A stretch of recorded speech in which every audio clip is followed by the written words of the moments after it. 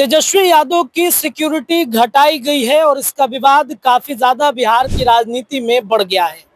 बिहार के नेता प्रतिपक्ष हैं तेजस्वी यादव और तेजस्वी यादव लगातार गरीबों की बातचीत करते हैं।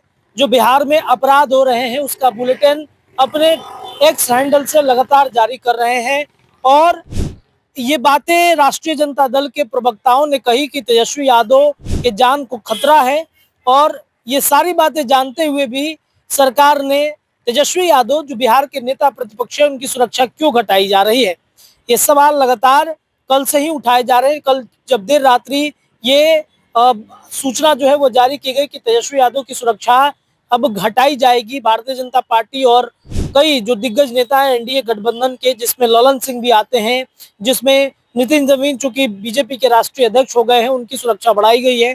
इसके अलावा संजय सरावगी जो बीजेपी के प्रदेश अध्यक्ष है, उनकी सुरक्षा व्यवस्था बढ़ाई गई है। इसके अलावा भी कई ऐसे नेता हैं जिनकी सुरक्षा बढ़ाई गई, लेकिन तेजस्वी यादव, राजेश राम, इन सभी महागठबंधन के नेताओं की सुरक्षा घटाए जाने को लेकर विवाद काफी ज्यादा बढ़ गया है।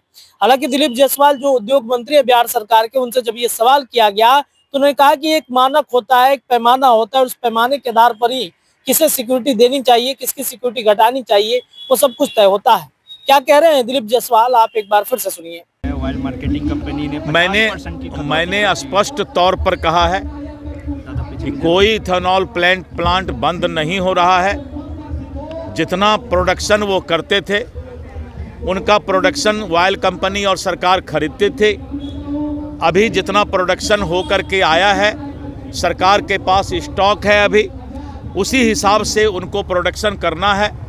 E20 ऑटोमोबाइल कंपनी और जो हमारी 20% हम इथेनॉल की मिलावट करते हैं, जो मक्का प्रोसेसिंग से जो इथेनॉल बनता है वो काफ़ी महंगा बनता है। सरकार गन्ना आधारित इथेनॉल को बढ़ावा दे रही है, लेकिन जो मक्का आधारित इथेनॉल प्लांट हैं उनका भी इथेनॉल खरीद होगा और उनको भी जो है राहत दिया जाएगा। बिहार में सुरक्षा का ही सिक्योरिटी हटा दिया गया है और नेता प्रतिपक्ष के सिक्योरिटी हटाने के बाद ये सवाल विपक्ष के द्वारा किया जा रहा है। इस पर राजनीति हो रही है, दुश्मनी इस पर सवाल करने वाले लोग राजनीतिक रोटी सेकने का काम करते हैं।